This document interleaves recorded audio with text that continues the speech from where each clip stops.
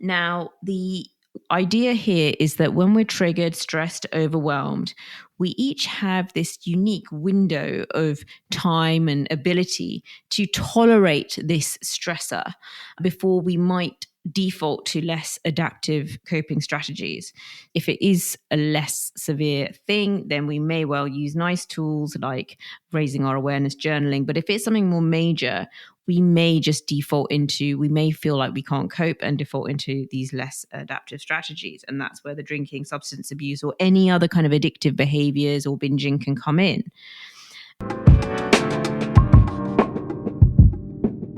Hi, I'm Maya. I'm an executive coach, published author, and mum of two. Welcome to The Golden Hour, your weekly dose of executive and life coaching magic. Maybe you're one of the hundreds of amazing executives I've worked with, or simply wishing to live a life with intention, colour, and without regrets. Either way, we all need that weekly dose of inspiration and support to elevate our work and lives. So let's get to it.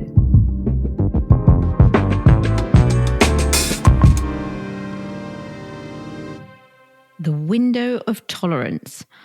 Hi everyone, and welcome to this week's episode. Today I'm talking about a concept that is called the window of tolerance, and this is within my fourth pillar of my coaching program, and that is the one around self-regulation and emotional regulation. And part of emotional and self-regulation is understanding our triggers and being prepared to deal with these using adaptive strategies, that sort of positive strategies that are constructive, rather than what is known as maladaptive strategies. And I will explain what these are in a minute. So when we think about events that might affect us, we have a number of different routes that we can take to cope with these. And some of these are habits that are very deeply entrenched, even from when we were young and when we were children and when we were babies. And, the first concept of self-soothing is, when we are very, very young and sort of putting ourselves to sleep, for example. So when you have a trigger event or something that happens to you or anything sort of vaguely traumatic, there are a number of different ways that you may cope. And I'll give you an example of some. So what these might look like, it might look like self-soothing, and that can be a really positive, constructive thing. What I think can also fit into the self-care category. And one way of thinking that through is comforting yourself through your five senses: something to touch, something to hear, something to see, something to taste, and something to smell. So that might involve having a stress ball, having relaxing music, going out on a walk in nature, having something like mints or tea or sour candy to taste, and having some nice smells around. So those would be some nice self-soothing strategies or coping skills. Another coping approach is that of distraction. So taking your mind off the problem, and you might do that through an absorbing task, something that gives you a state of flow. And you can, in that way, perhaps take your mind off something, stop yourself from ruminating and stopping a spiral. This is sort of straddling adaptive and maladaptive, because if that is your only way of coping, then you're likely to store up a load of emotional stuff, which will come back to hit you. And those emotions will find a way of surfacing at some point. And this can actually be quite serious as well, because it can manifest in depressive symptoms, etc. So distraction can be really helpful, but it probably wouldn't want to be your only tool, and you probably want to know when you're using it and have that awareness.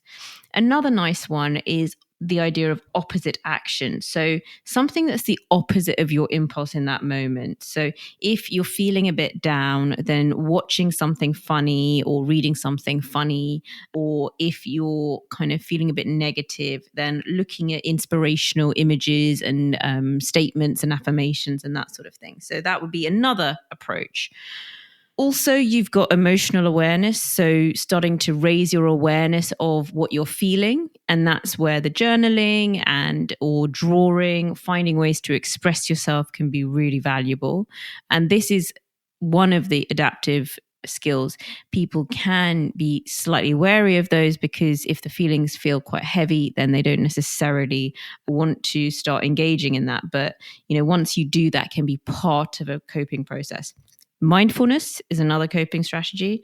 And, it's not just meditation and relaxation recordings, certain types of exercise, yoga, breathing exercises. There are various things you can do. So that is some of the adaptive coping strategies. Now, the less adaptive ones, so the maladaptive ones, would be more like your substance abuse or addictive behaviors, comfort eating, sort of comfort behaviors, things that we might have sort of been conditioned to do. So, the classic, when you were young and you hurt yourself and somebody gave you a cookie or an ice lolly, and that kind of conditions you to have that type of a need for comfort food, for example. I love the idea of ugly coping, which I think sort of makes it less black and white as to whether something is adaptive or not. So I read an article about the idea of ugly coping during lockdown, that, you can have periods of time where you're in really positive, constructive behaviors. You've got that momentum. I know for me, sleep will be good. I'll wake up refreshed and you're just in a really good groove. And then the writer described periods where it was just the reality of the situation. In that case, lockdown kind of really hit you, and she would have periods where she was having too much wine, watching too much crap, not necessarily taking care of herself, maybe not showering as regularly as she should, and sort of just acknowledging that sometimes that's okay. And when I read it, I thought that was quite freeing to read that, because it was sort of saying, look, everything is not about doing it to this sort of great standard. Sometimes you just need a bit of everything. Now, what I think is quite interesting is that the research around this is that when your trauma or the thing or your trigger is quite small, you're more likely to gravitate towards the adaptive coping. So if something slightly irritating happens at work or a bit bad happens, then you might journal, you might talk about it, you might go for a brisk walk, and you might do those things. When the thing is bigger, it's more likely that we will default to some of the less constructive coping strategies. And I think that's where this idea of the window of tolerance fits in. So I came across this on Instagram, and it led me to a podcast, a sobriety podcast. Now, whether you're interested in the concept of sobriety or not, this is a sort of alcohol sobriety. I've actually, as a result of that, found a lot of really good resources around coping skills in the sobriety literature or podcast universe, because I think part of becoming sober is that you need really good emotional coping strategies, and you may have been using alcohol for that. And so without that, you're going to need some really good tools, not only to help you to recover, but then also to navigate just normal life. So I've found some really good resources, which I will refer to in future episodes. But this was one of them, the concept of the window of tolerance.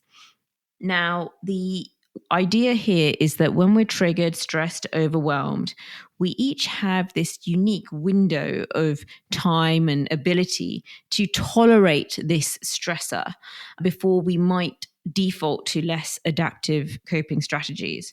If it is a less severe thing, then we may well use nice tools like raising our awareness, journaling. But if it's something more major, we may feel like we can't cope and default into these less adaptive strategies. And that's where the drinking, substance abuse, or any other kind of addictive behaviors or binging can come in.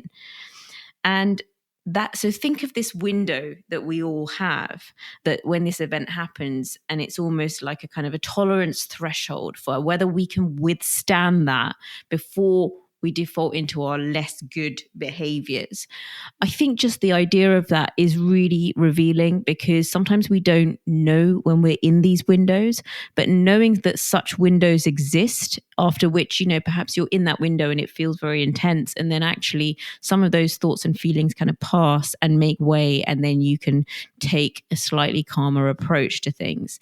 And that's really what's going on here, because sometimes it could be an accumulated amount of stresses from the day, just a fairly normal but stressful day, busy day. And after which you're faced with this sort of window where you're mentally processing, trying to cope with everything that's been thrown at you. And you have a threshold there that if you overreach that threshold, you may well default into some strategies that are not so constructive. And the idea here is that we are all born with different natural intrinsic windows. And I see this in my kids. I'll see some things that my son will tolerate for a lot longer and will have a sort of a much calmer approach that my daughter will be sort of shrieking and screaming about.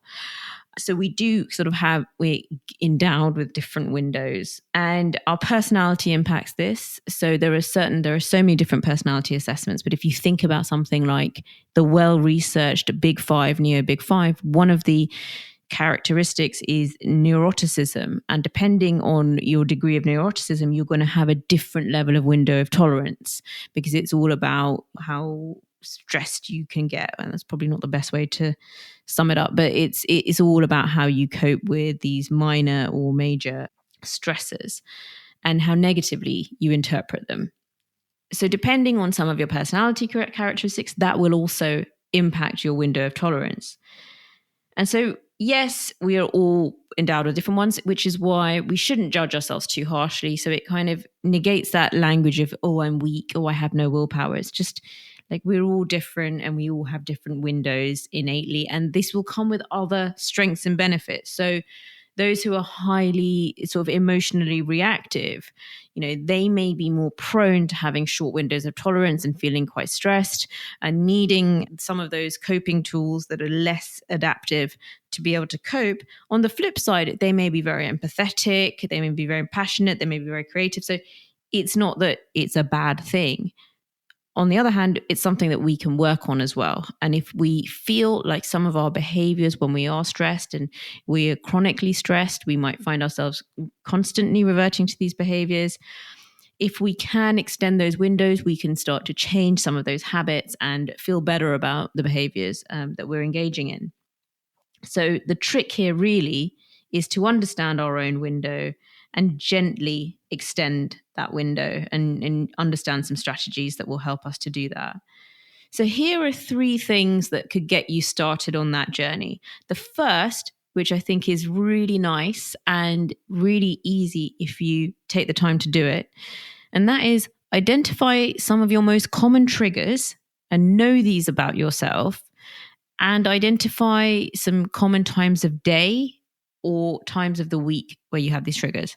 So this is something that comes up a lot in coaching. What are the things, when we say trigger, what are the things that disproportionately upset you, that might make you almost irrationally upset, and also might give a clue to some of your most deeply held values? So for example, if fairness is a huge value of yours and you notice some really unfair stuff going on at work and you get more upset than perhaps you feel you should, that would be an insight both into your triggers, but also some of your deeply held values. So it's a really interesting exercise to understand your values and then maybe understand the resulting triggers from that as well.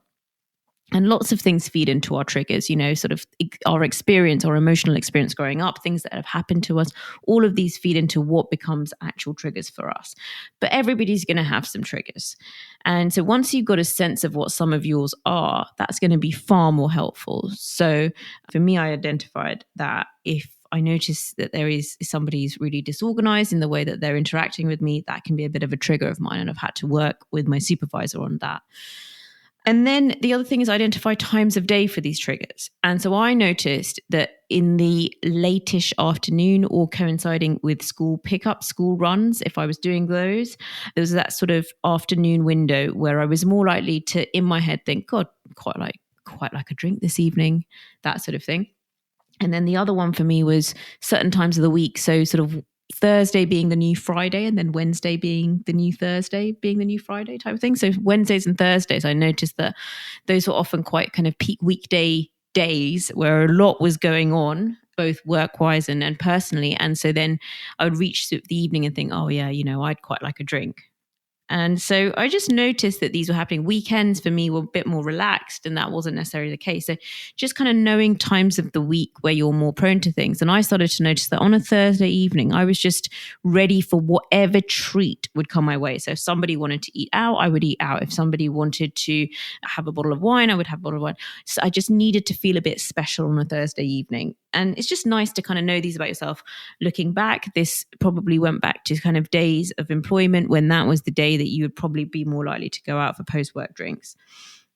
So knowing that about yourself can be really valuable because then you can have preemptive strategies in place to cope with those kind of things.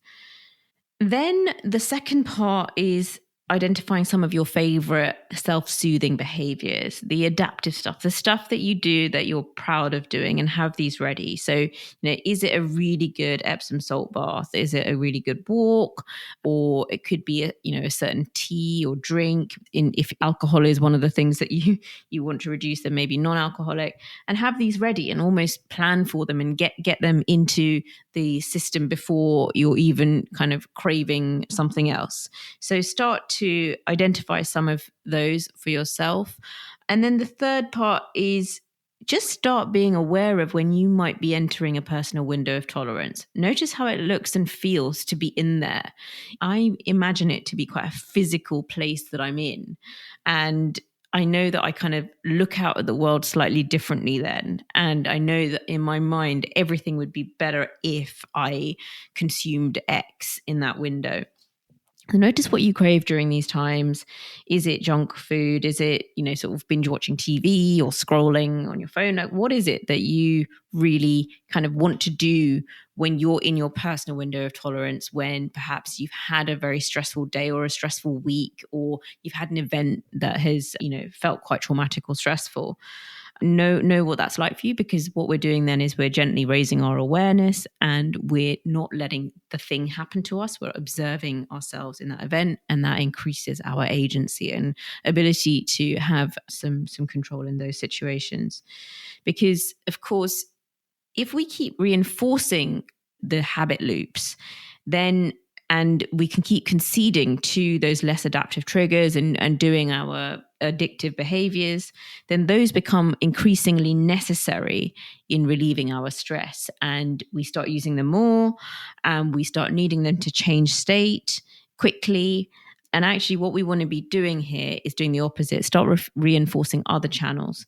And you might notice this in others around you as well. So I notice in my kids, sometimes if they've come home from a busy day and they're sort of saying, oh, when's my screen time? As if they sort of know that they're going to have some, and, they're kind of, you can see that they're quite keen to start their screen time. And of course we do use screens, but I want them to know that there's lots of different things they can do to relax and cultivate some of those relaxing habits with them. So if you're aware that you perhaps want to change some of your habits and behaviors, then have a think about some of these coping strategies for yourself. I hope it's given you some food for thought for those, because many of us, or most of us, are managing various forms of stress. Having great coping skills can also be the key to great habits and ones that we feel proud of having in place. I hope that's been helpful. I hope it's given you some food for thought. Let me know, as always. You can contact me at Maya Goodker on Instagram. Send me a message.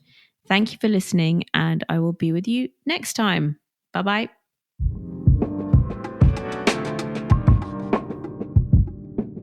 Thank you for listening to the Golden Hour podcast. If you found it valuable, please forward it to others who you think might benefit from listening, and be sure to subscribe to get the new episodes when they release. And if you're listening on iTunes, please leave a rating or review, as it really helps the show to grow. You can find me at Maya Goodker on Twitter and Instagram, and you can find links to what we cover in the episodes in the show note. Thanks for listening, and see you next time.